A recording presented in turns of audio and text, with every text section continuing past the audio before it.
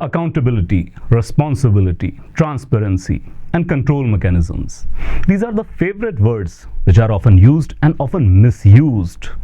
Especially the misuse in the sense when we use these terms without contextual reference, and we also use interchangeably, which is highly detrimental to your goal of high number gaining in public administration optional. Hello and welcome to Chetan Bharat learning. और आज की public administration की class में हम इन्हीं concept को discuss करने वाले हैं।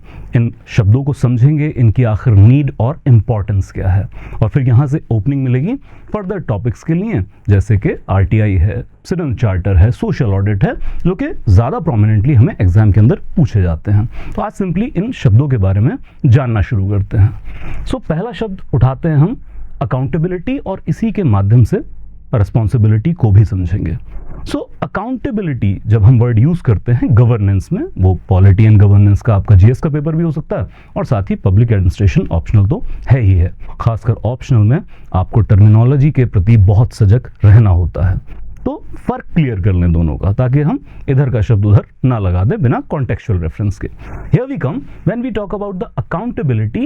ये शब्द हमें एकेडमिक लिटरेचर में 1583 के आसपास मिलना शुरू होता है, जब अकाउंटेबल वर्ड यूज किया जाने लगा। और ये वर्ड शुरुआत में फाइनेंशियल कॉन्टेक्स्ट में यूज किया जाता था, कि जब भी किसी से फाइनेंशियल, किसी पब्लिक ऑफिशियल के कोई ऑपरेशंस हैं, तो जब उससे अकाउंट मांगा जाता था कि बताइए आपने पैसा किस तरीके से खर्च किया है, तो अकाउंटेबिलिटी शब्द वहां से प्रचलन में आया। लेकिन आज ये सिर्फ और सिर्फ फाइनेंशियल कॉन्टेक्स्ट में नहीं है, बल्कि कोई भी पब्लिक ऑफिशियल जो भी उसकी लॉफुल ड्यूटी है जो वह एग्जीक्यूट करता है, उसके सम टोटल के रेफरेंस में अकाउंटेबिलिटी वर्ड यूज किया जाता है। तो आखिर अकाउंटेबिलिटी है क्या? Accountable is rather to render your account, to give the cause और द रीजन कि आपको जो पावर दी गई थी वो आपने किस तरीके से इस्तेमाल की है। So accountability to make you accountable, जो भी काम आपने किया है उसके प्रति आपकी जवाबदेही तय करना।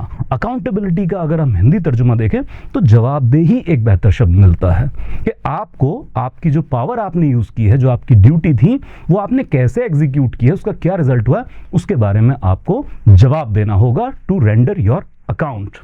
और अकाउंटेबिलिटी के बारे में जो इसका रिलेशन माना जाता है वो रिस्पॉन्सिबिलिटी से ये कि अकाउंटेबिलिटी पर से is a post facto mechanism through which responsibility is enforced.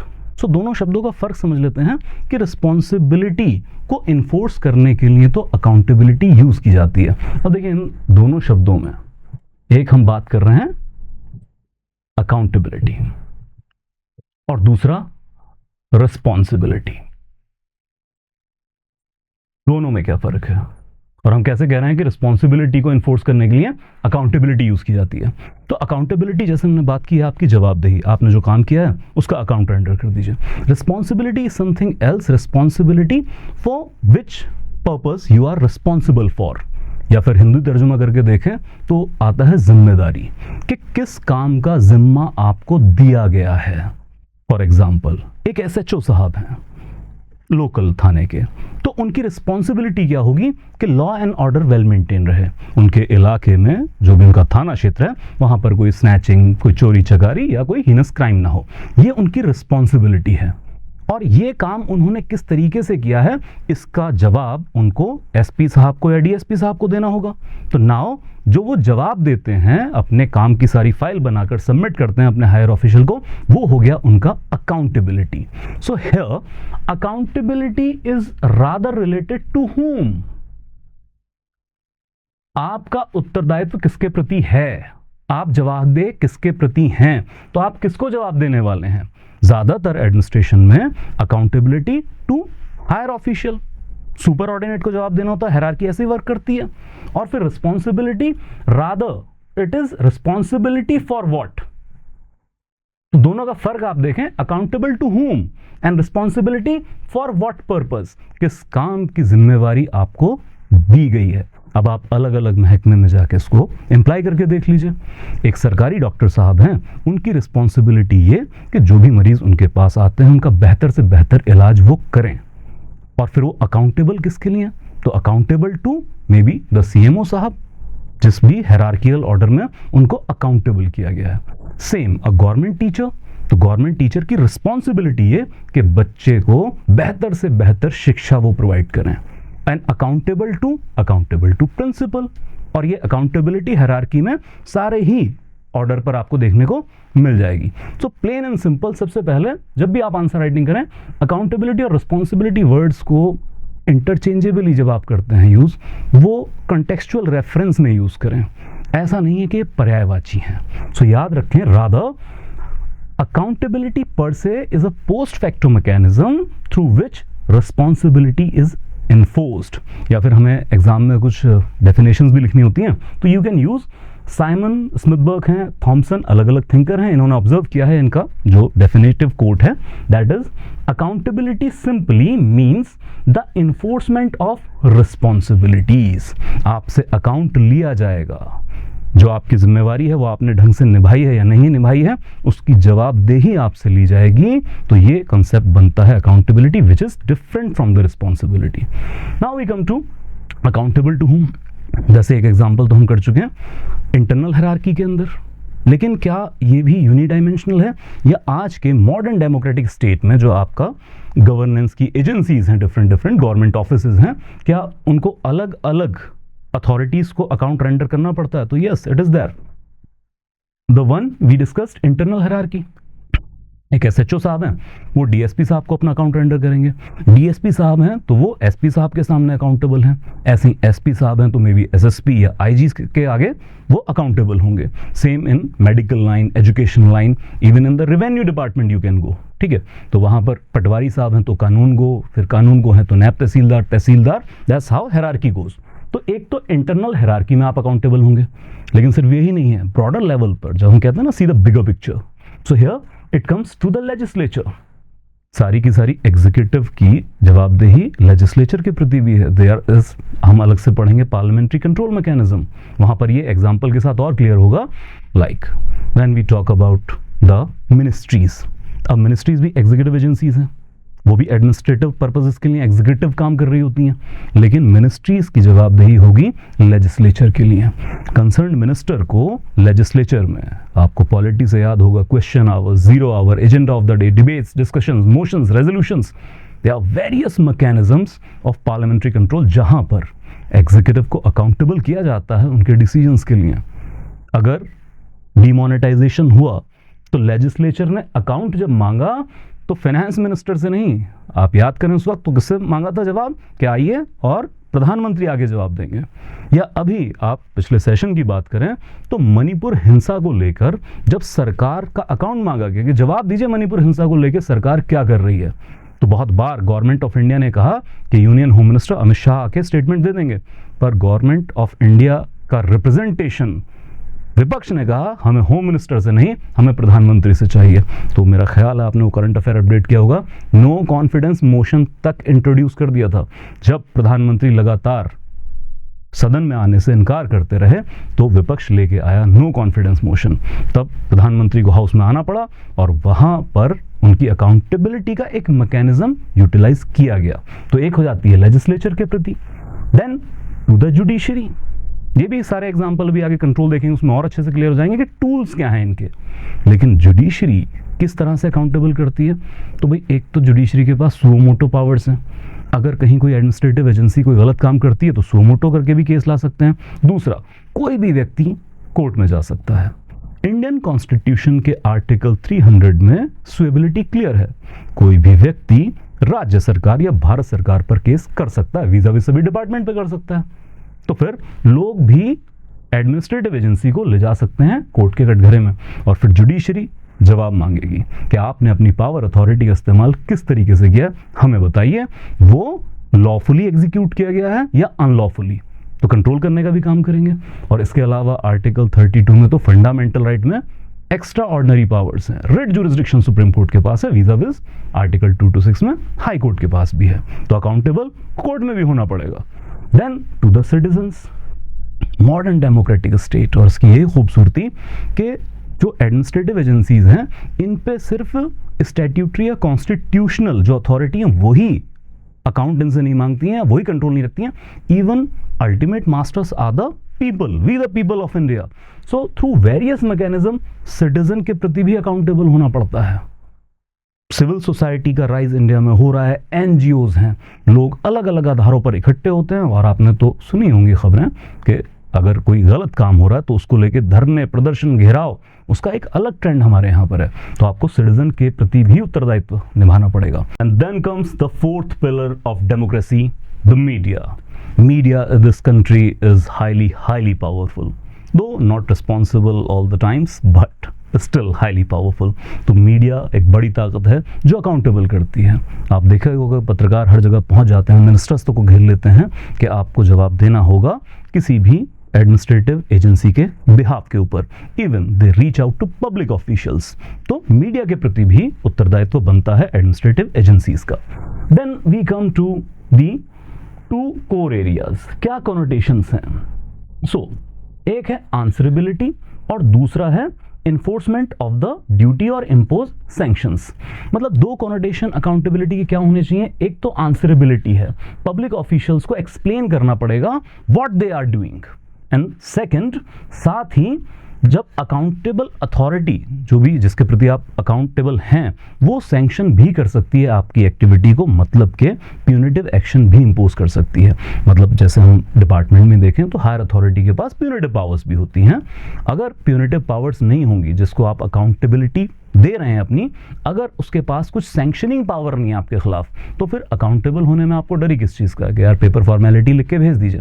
तो दो कॉनोटेशन जरूर याद रखिएगा, आंसरेबिलिटी के साथ साथ जिसको आंसर दिया जा रहा है, जिसके प्रति आप अकाउंटेबल हैं, तो फिर वो सैंक्शनिंग अथॉरिटी भी आपके खिलाफ कुछ प्यूनिटिव एक्शन भी ले सकती है। Further some important thing like एक इंफॉर्मेशन डायमेंशन होता है इसका, और दूसरा ये भी है कि एक्सप्लेन करें, जस्टिफाई करें वन कंडक्ट। मतलब अगर हम दो मेजर डायमेंशन की बात करें अकाउंटेबिलिटी के, एक it is about your right to information. जैसे हमारे यहाँ आरटीआई है, तो आप गवर्नमेंट ऑफिशियल्स या फिर किसी पब्लिक ऑफिस में जाके आरटीआई फाइल करके उस ऑफिस की ऑफिशियल जानकारी हासिल कर सकते हैं। तो एक तो हो गया आपका इंफॉर्मेशन पार्ट, और दूसरा डायमेंशन है कि उस इंफॉर्मेशन के थ्रू आप पब्लिक ऑफिशियल को ये भी कह सकते हैं, या उसके अंदर इनहेरेंट होता है कि जस्टिफाई करें अपने एक्ट को। उनको जस्टिफाई तरीके से लिख के देना पड़ता है, अदरवाइज प्यूनिटिव एक्शन कोर्ट से या हायरार्की से वो कहीं से भी लिया जा सकता है। And then one more thing, देखिए जितने थिंकर उतनी तरह की चीज़ें, उतने डायमेंशन, उतने कैटेगराइजेशन अकाउंटेबिलिटी के आपको किताबों में मिल जाएंगे। मैं सिर्फ कुछ इंपॉर्टेंट वन या जो शायद मुझे अच्छे लगते हैं वो आपके साथ शेयर कर रहा हूँ। जैसे एक वेदी एंड जाबरा की स्टडी है, और ये 5 एलिमेंट बताते हैं अकाउंटेबिलिटी के, काफ़ी हद तक समराइज कर देती है कि ये भी आप कोट कर देंगे तो अकाउंटेबिलिटी के सारे एलिमेंट क्लियर हो जाएंगे। Here we come that one is organisational accountability और एडमिनिस्ट्रेटिव अकाउंटेबिलिटी। मतलब आपको ऑर्गेनाइजेशन के अंदर रूल्स रेगुलेशंस, जो आपके कोड ऑफ कंडक्ट्स हैं, उन सब के थ्रू अकाउंटेबल किया जाएगा, और साथ ही हायरार्की में higher level officer lower level वाले ऑफिसर से अकाउंट लिया करेंगे। Then it comes to legal accountability, that is कि कोई भी रूल्स रेगुलेशन या प्रोसीजरल वायलेशन तो नहीं हो रही है। एक तो है कि आप काम कर रहे हैं, नहीं कर रहे हैं, दूसरा यह है कि कहीं प्रोसीजर्स को वायलेट करके तो नहीं आप काम कर रहे हैं। कि ठीक है, कोई एक व्यक्ति हैं जो एसएचओ हैं किसी इलाके के अंदर, अब उनकी रिस्पॉन्सिबिलिटी ये है कि वो क्राइम काबू करें, लेकिन इसके लिए कहीं वो रूल्स रेगुलेशंस को तो नहीं तोड़ रहे हैं, कहीं लीगल अकाउंटेबिलिटी में मात तो नहीं खा रहे हैं, इलीगल एक्टिविटी तो नहीं कर रहे हैं। Extra judicial killings we are talking about, कि इलीगल एनकाउंटर या जिसको फेक एनकाउंटर कहते हैं, उस तरीके से अपनी रिस्पॉन्सिबिलिटी तो नहीं निभा रहे हैं। तब क्या होगा, लीगल अकाउंटेबिलिटी सेट की जाएगी उनकी, कि आप लॉज, रूल्स, रेगुलेशंस, प्रोसीजर के अकॉर्डिंग चलेंगे। Then professional accountability, here more lies the inherent mechanism of code of conduct. There are code of conduct for almost all the services. क्या आप उस कोड ऑफ कंडक्ट के अनुसार काम कर रहे हैं या नहीं काम कर रहे हैं? जैसे जब हम आईएएस और बाकी सर्विसेज, ऑल इंडिया सर्विसेज जितनी भी हैं, उसके लिए सिविल सर्विस कंडक्ट रूल्स पढ़ते हैं, पेपर 2 के अंदर स्पेसिफिकली आएगा। तब हम ये भी देखते हैं कि उन कोड ऑफ कंडक्ट में यहाँ तक लिखा हुआ है कि अपनी सैलरी के मुकाबले आप बहुत ज़्यादा लोन अवेल नहीं करेंगे, अपने आप को फाइनेंशियल बर्डनिंग में नहीं डालेंगे। तो क्या आप इस तरह के प्रोफेशनल जो स्टैंडर्ड्स हैं उनके अकॉर्डिंग काम कर रहे हैं या नहीं कर रहे हैं? इस तरह का भी जवाब आपको देना पड़ेगा। Then it comes to political accountability.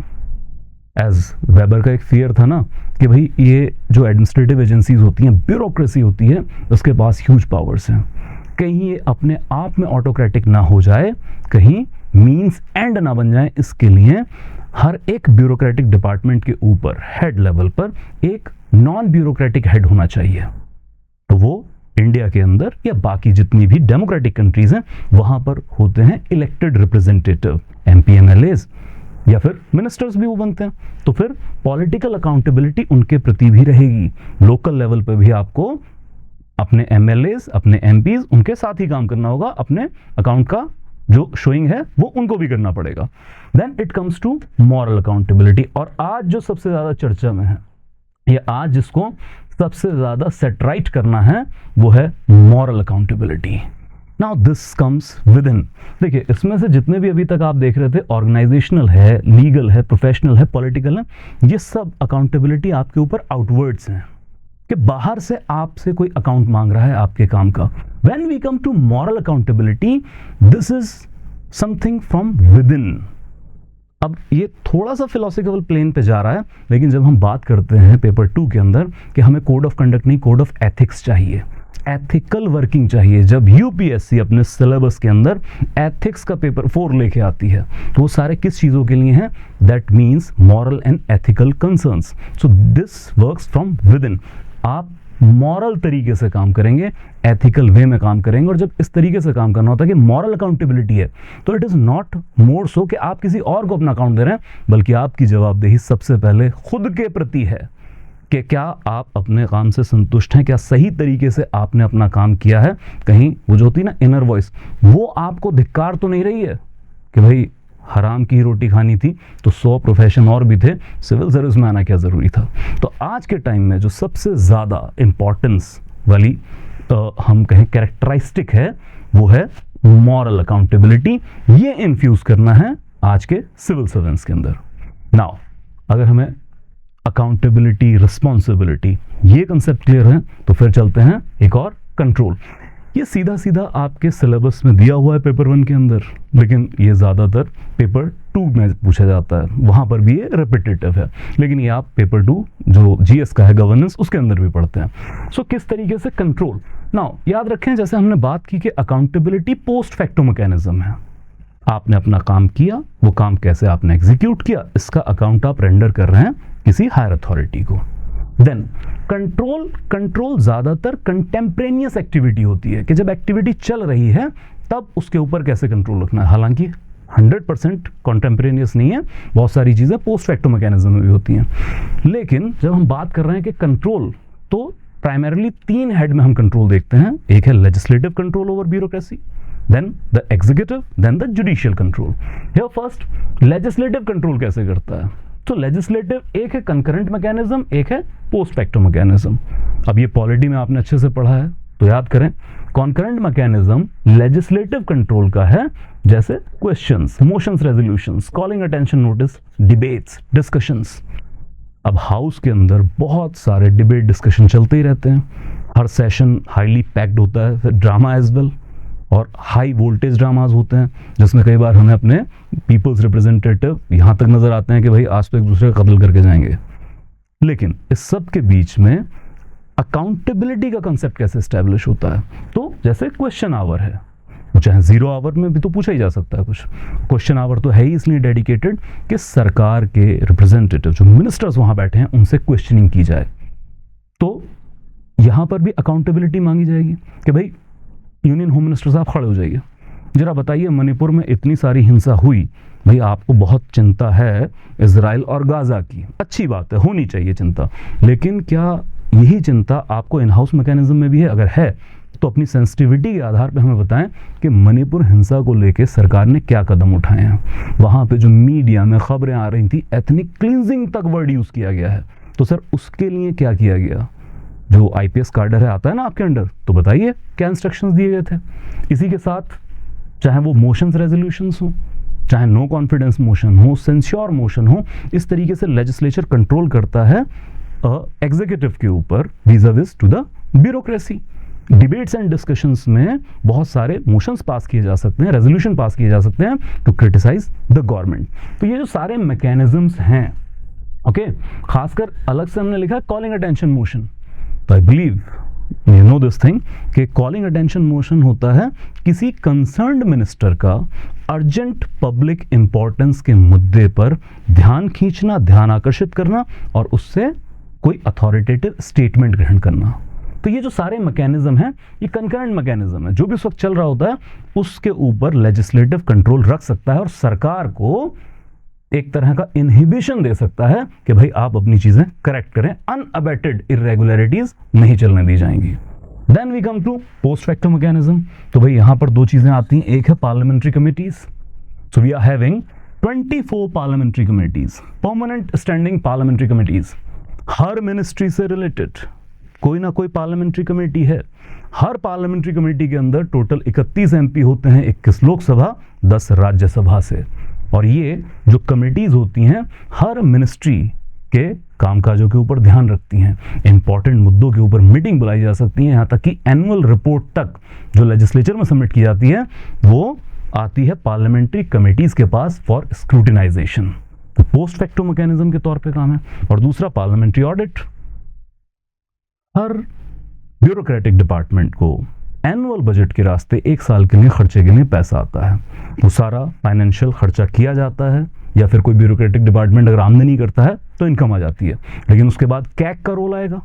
So comptroller and auditor general of India जाकर ऑडिटिंग करते हैं, फिर ऑडिट रिपोर्ट आती है लेजिस्लेचर के अंदर through president office of course, और लेजिस्लेचर के बाद कहां तो पीएसी हमारे पास है एक पब्लिक अकाउंट्स कमेटी। ये 22 मेंबर की कमेटी, इसमें 15 लोकसभा और 7 राज्यसभा के मेंबर होते हैं। ये बनाई ही इसलिए गई है कि कैग की रिपोर्ट का प्रॉपर स्क्रूटिनाइजेशन किया जा सके। तो फिर पीएसी क्या करेगी, ये भी एक चाहे पोस्ट फैक्टो से ही लेकिन एक कंट्रोल का काम करती है, specially in regarding of financial regularities और irregularities. Then we come to judicial control. Okay, so we are having judicial control in form of constitutional, statutory, ordinary या फिर extraordinary। तो जो भी हमने जुडिशरी के एस्पेक्ट में समझा पड़ा है पॉलिटी के अंदर, लाइक एक तो कॉन्स्टिट्यूशनल जिसमें दो तरह की चीजें होती हैं, एक है अल्ट्रा वायरस, एक है इंट्रा वायरस। मतलब अगर किसी भी एग्जीक्यूटिव एजेंसी का कोई काम अनकॉन्स्टिट्यूशनल है या कॉन्स्टिट्यूशन की किसी प्रोविजन के अगेंस्ट जाता है तो फिर उसको अल्ट्रा वायरस कह के वॉइड डिक्लेयर कर दिया जाएगा, वो चीज अलाउ नहीं की जाएगी। Then it comes to intra vires, अगर काम वैलिड है, कॉन्स्टिट्यूशन के अनुरूप है, तो उसको वैलिड करार कर दिया जाएगा। इससे एग्जीक्यूटिव एजेंसी को और पावर मिलती है ताकि वो बेहतर काम कर सके।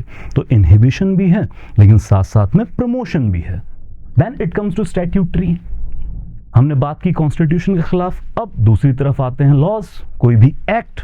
अब अगर कोई एग्जीक्यूटिव एजेंसी स्टैट्यूट्स के मुताबिक नहीं चलती है, कानून सम्मत काम नहीं कर रही है, तो फिर उसी आधार पर एग्जीक्यूटिव एजेंसीज को जुडिशरी में फिर से चैलेंज किया जा सकता है कि साहब लीगल वायलेशन हो रही है, स्टैट्यूटरी गवर्नेंस नहीं किया जा रहा है।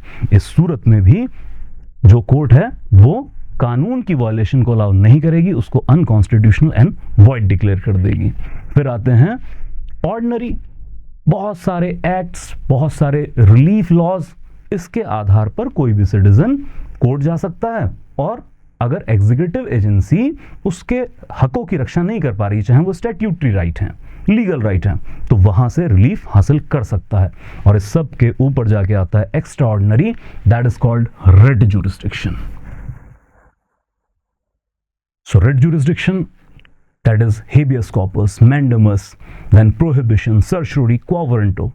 और इन पांचों रिट में अगर आप मैंडमस देखें तो कितना पावरफुल कंट्रोल है कोर्ट्स का, क्योंकि 226 में हाई कोर्ट भी तो रिट इशू कर सकते हैं और 32 में सुप्रीम कोर्ट करते हैं। तो मैंडमस क्या है, अगर कोई भी पब्लिक ऑफिशियल अपनी लॉफुल ड्यूटी नहीं करता है तो भारत का कोई भी सिटीजन सीधा सुप्रीम कोर्ट या कंसर्न हाई कोर्ट जा सकता है और वहां पर पिटीशन फाइल कर सकता है कि जनाब फलां पब्लिक ऑफिशियल अपनी ड्यूटी नहीं कर रहा है।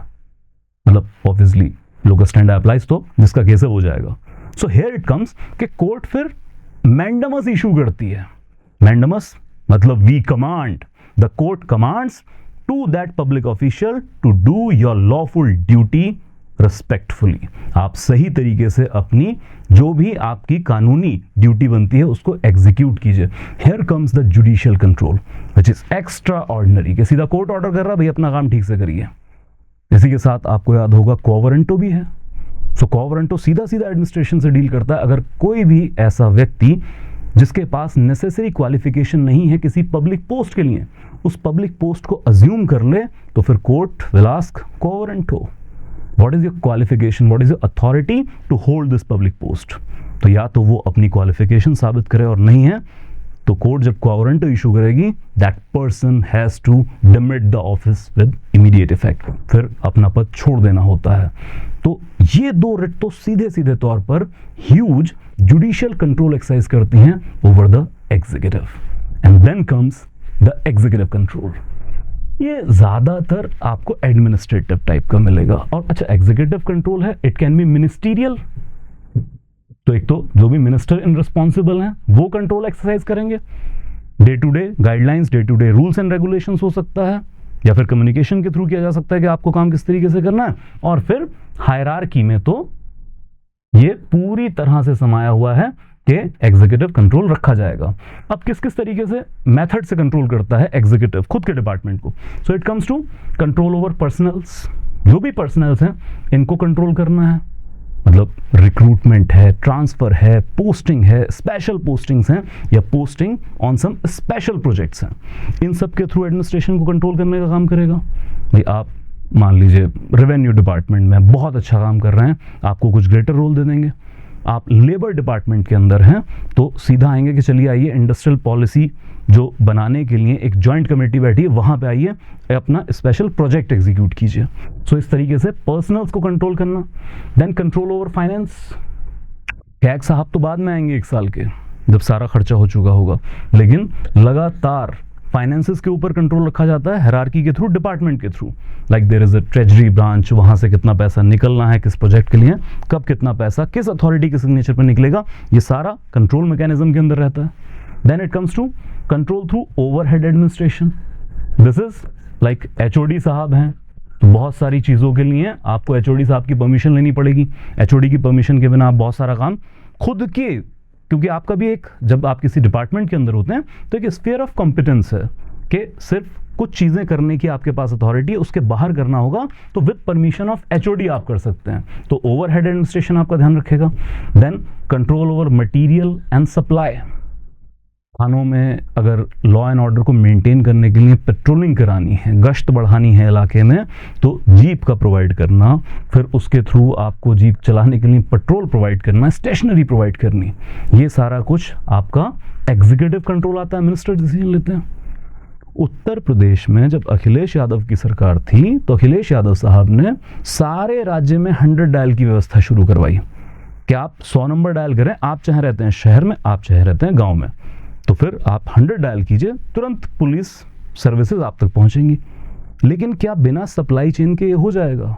आप सोच के देखें, 23 करोड़ आबादी वाला एक राज्य जहां पर आपको गांव-गांव, शहर-शहर पुलिस की इमीडिएट सर्विस पहुंचानी है, तो आपको हजारों लाखों की गिनती में सबसे पहले गाड़ियां प्रोक्योर करनी होंगी। तो गाड़ियां कौन प्रोक्योर करके देगा? वो आपको मिनिस्ट्री प्रोक्योर करके देगी, ओवरहेड एडमिनिस्ट्रेशन प्रोक्योर करके देगा। Then it comes to control over punitive actions. Like administrative hierarchy है तो अपर लेवल के ऑफिसर्स के पास प्यूनिटिव एक्शन लेने की पावर हुई। It can be most famously in Indian governance system suspension, के साथ सस्पेंड कर दिया जाएगा। डिसमिस तक की पावर्स हैं अपर हायरार्की में, ज़्यादा हाई ऑफिशियल्स के पास। पुलिस में एक बड़ा चलता है कि लाइन हाजिर कर दिए गए हैं, पंजाबी के अंदर खुड्डे लाइन ला देना।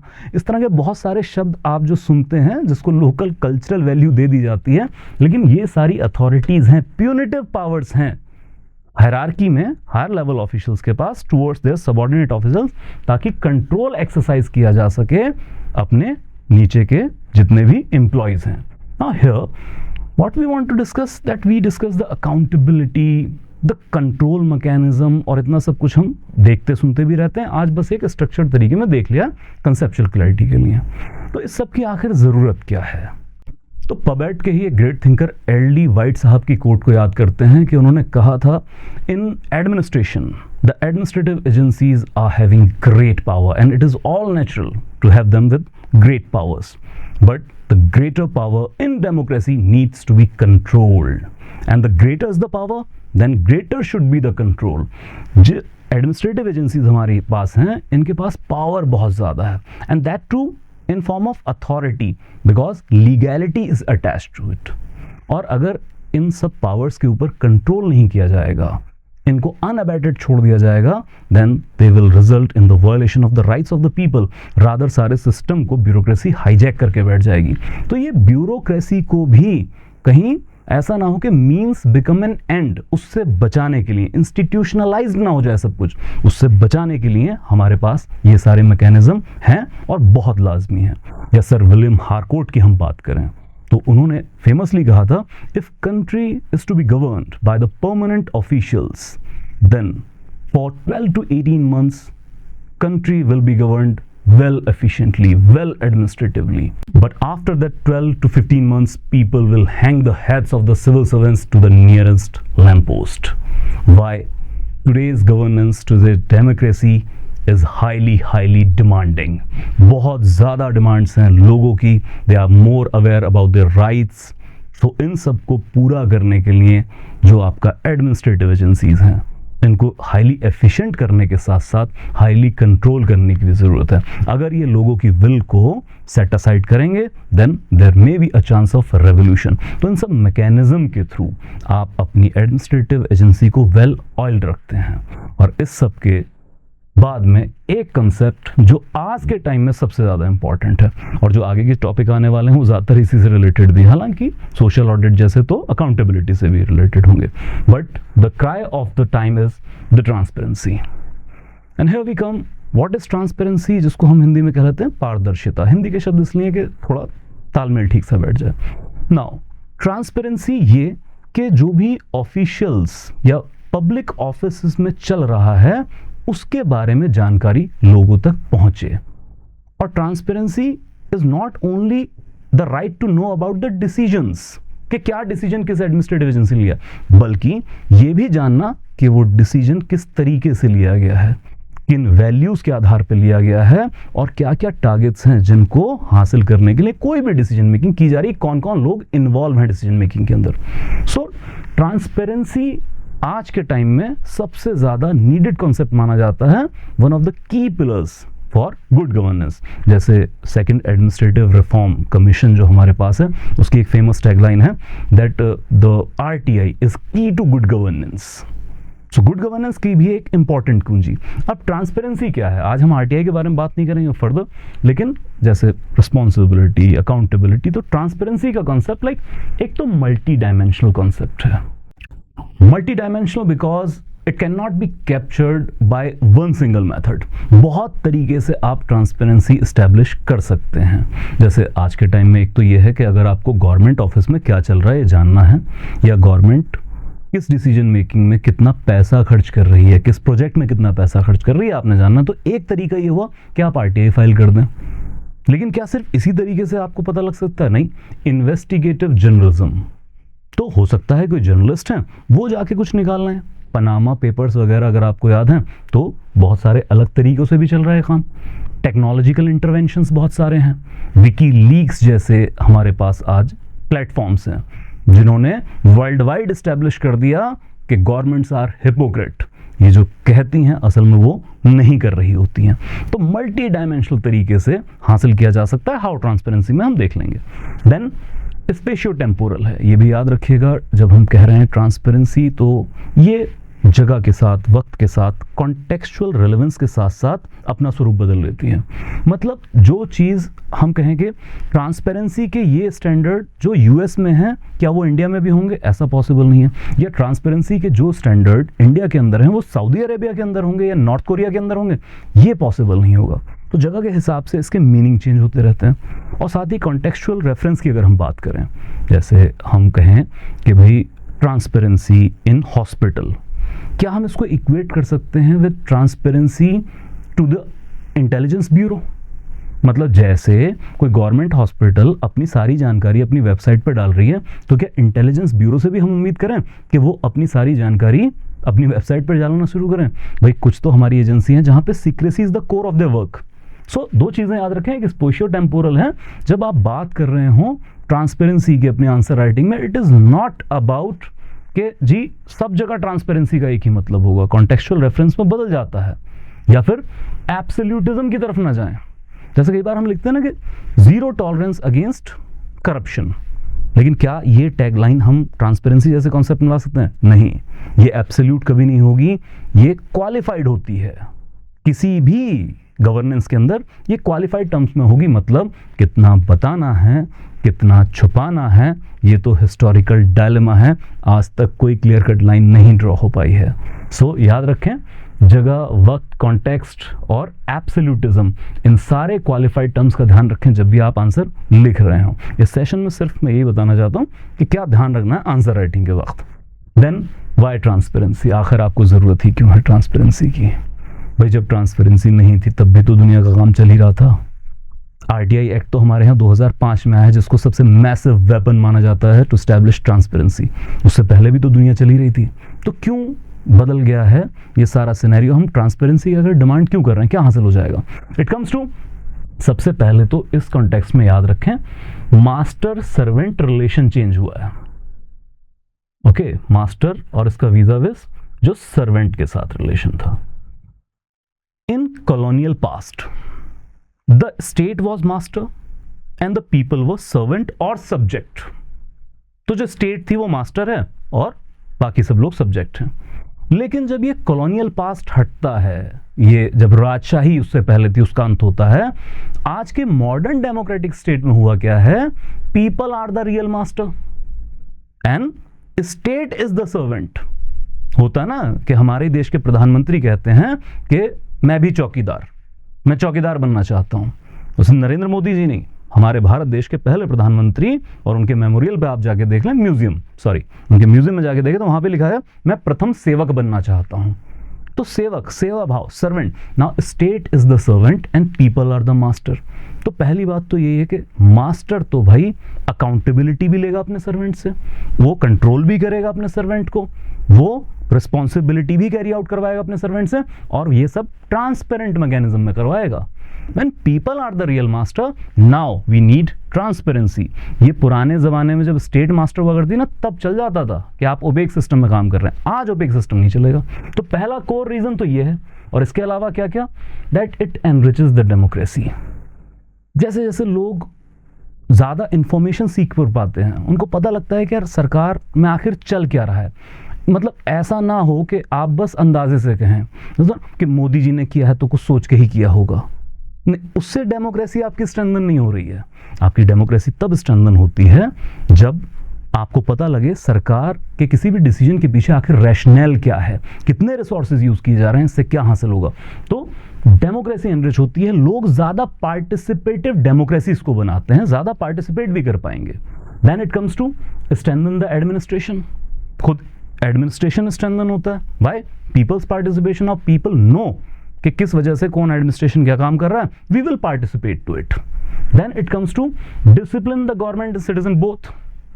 जब ट्रांसपेरेंसी रहेगी तो एक तो अगर आम बात करें तो सारे पब्लिक ऑफिशियल को पता होगा भाई हमारी कारगुजारियां लोगों तक पहुंच रही हैं, तो अपना थोड़ा डिसिप्लिन में आ जाइए, इरेगुलरिटीज को कम से कम कीजिए।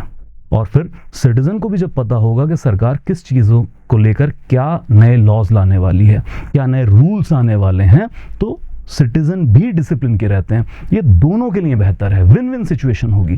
Then it comes to leads to inclusive government and inclusive development. Opaqueness में क्या होता है कि फेवरेटिज्म बहुत चल जाता है कि सरकार के किसी महकमे में कुछ खास माइंडसेट के लोग बैठे हैं, that may be on religious tone and tenor, caste tone and tenor और जेंडर टोन एंड टेनोर। तो ओपेकनेस में हो सकता है कि कुछ लोग छूट जाएं, वो डेवलपमेंट की रॉ में आगे ना बढ़ पाएं। लेकिन जब ट्रांसपेरेंसी रहेगी, सब लोगों को पता होगा कि कौन सी स्कीम से किसको बेनिफिट पहुंचने वाला था, तो इससे इंक्लूसिव गवर्नमेंट बनेगी, सब लोग पार्टिसिपेट करेंगे। इन्हीं सारे पॉइंट्स को आप रिलेट करें और इंक्लूसिव डेवलपमेंट इंश्योर किया जाएगा। Further, needless to say but it reduces the corruption. याद रखें, opaqueness and discretion, that too in monopoly, ये सब करप्शन का ब्रीडिंग ग्राउंड होता है। मतलब कुछ चीज़ों में मोनोपोली है, उसमें गवर्नमेंट ऑफिशियल की डिस्क्रिशन भी है, और ये सब अगर ओपेकनेस में चल रहा है तो फिर ये करप्शन का ब्रीडिंग ग्राउंड होता है। लेकिन जैसे ही ट्रांसपेरेंसी क्रीप्स इन, जब लोगों को पता लगने लग जाता है कि गवर्नमेंट ऑफिस में क्या चल रहा है, तो it reduces the corruption from petty to big ticket corruption that can be control. RTI आने के बाद हुआ है ऐसा। Then it comes to makes government accountable. Transparency होगी तभी तो अकाउंटेबिलिटी होगी।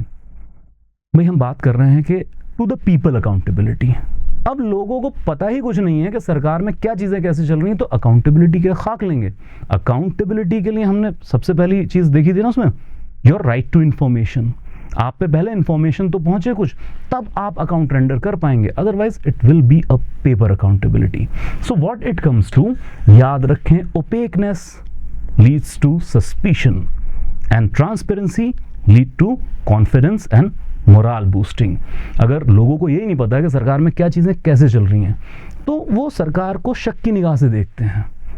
और अगर ये पता हो कि सरकार कौन सा डिसीजन किस तरीके से कर रही है, किस काम के लिए, किस पर्पस के लिए कर रही है, तो लोग कॉन्फिडेंस बूस्टिंग करेंगे सरकार के अंदर। अल्टीमेटली एक ट्रस्ट डेफिसिट मॉडल से एक ट्रस्ट बिल्डिंग मॉडल हम बना पाएंगे। वो होता है ना कि कोई प्रेमी प्रेमिका या पति पत्नी है, पति पत्नी, सेम सेक्स मैरिज अलाउ नहीं है कोई पति पत्नी है, अब वो कोई एक व्यक्ति मोबाइल छुपा के रखता है बार बार अपना, वो कोई भी हो सकता है इधर जेंडर, तो जो अदर साइड है वो चाहे कुछ ना भी हो तो भी शक करेंगे कि यार ये मोबाइल को लॉक क्यों लगा के रखता है, ये वॉशरूम में मोबाइल लेके क्यों जाता है या जाती हैं। Opaqueness leads to suspicion. कोई व्यक्ति खुला छोड़ दे, कोई ऐसा ओपेकनेस ही ना रखे, that leads to confidence, moral boosting. Same human behaviour represents in the democratic and administrative setup as well. कोई रॉकेट साइंस नहीं, वही सारी चीजें चल रही हैं। एडमिनिस्ट्रेशन भी आपके ह्यूमंस ही हैं और कुछ नहीं। Then we come to how transparency, the last leg. जैसे हमने कहा था मल्टी डायमेंशनल कॉन्सेप्ट है भाई, कोई एक नहीं है। तो मल्टी डायमेंशनल जैसे टेक्नोलॉजी आज के ज़माने में सबसे ज़बरदस्त टूल है टू गेट द ट्रांसपेरेंसी। सो अब तो आप आर्टिफिशियल इंटेलिजेंस तक की तरफ बढ़ चुके हैं, जहाँ ऑटोमेटिक प्रोसेस किया जा रहा है डेटा को। जहाँ पहले फाइलों के ज़माने में हुआ ये करता था, तो गवर्नमेंट जो आपकी इंफॉर्मेशन है वो किसी फाइल में दब के किसी बंद अंधेरे कमरे में धूलों में दबी पड़ी रह जाती थी। वो बाहर आने का सवाल ही नहीं, उसको सच में सनलाइट नहीं नसीब होती थी। आज के ज़माने में आपके पास पोर्टल्स हैं, वेबसाइट्स हैं, with one click you can upload, government can upload and you can access that information. One is technological, ये सरकार के लिए, लोगों के लिए सबसे बेहतर टूल है। चल रहा है ना आपका ई कोर्ट से लेके ई एडमिनिस्ट्रेशन, ये सारे प्रोजेक्ट, डिजिटल इंडिया, सब ट्रांसपेरेंसी को बूस्टिंग करेगा। देन स्टैट्यूट्स, ये हमारे सिलेबस में सीधा सीधा है, मतलब थ्रू लॉज के थ्रू आप ले आए। जैसे इंडिया का क्या एग्जांपल है, इंडिया में आरटीआई, आगे हम क्लासेस में ही कवर करने वाले हैं। आरटीआई एक्ट ऑफ 2005, जिसमें लोगों का ये स्टैट्यूटरी राइट क्रिएट कर दिया गया है कि भाई आप गवर्नमेंट ऑफिसेज में पिटीशन डाल के, आरटीआई एप्लीकेशन डालकर कोई भी इंफॉर्मेशन सीख कर सकते हैं। 30 दिन, प्रिसाइसली 30 दिन के अंदर अंदर वो इंफॉर्मेशन आप तक पहुंचाई जाएगी। नहीं पहुंचाई जाती है तो आपके पास अपील मैकेनिज्म भी है, बल्कि पेनल्टी का मैकेनिज्म भी है अगर कोई पब्लिक ऑफिस डिजायर्ड इंफॉर्मेशन सही तरीके से इम्पार्ट नहीं करता है विद द क्लाइंटल। सो इस तरह के लॉज आपको हेल्प करते हैं।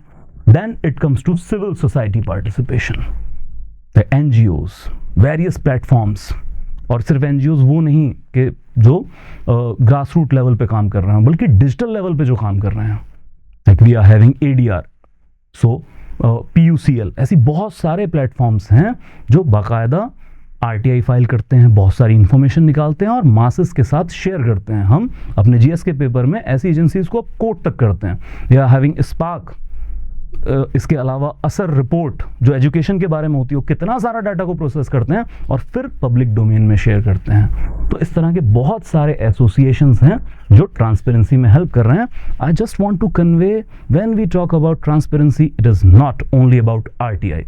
Yes, we accept it is one of the powerful tool, rather it is world class legislation on transparency.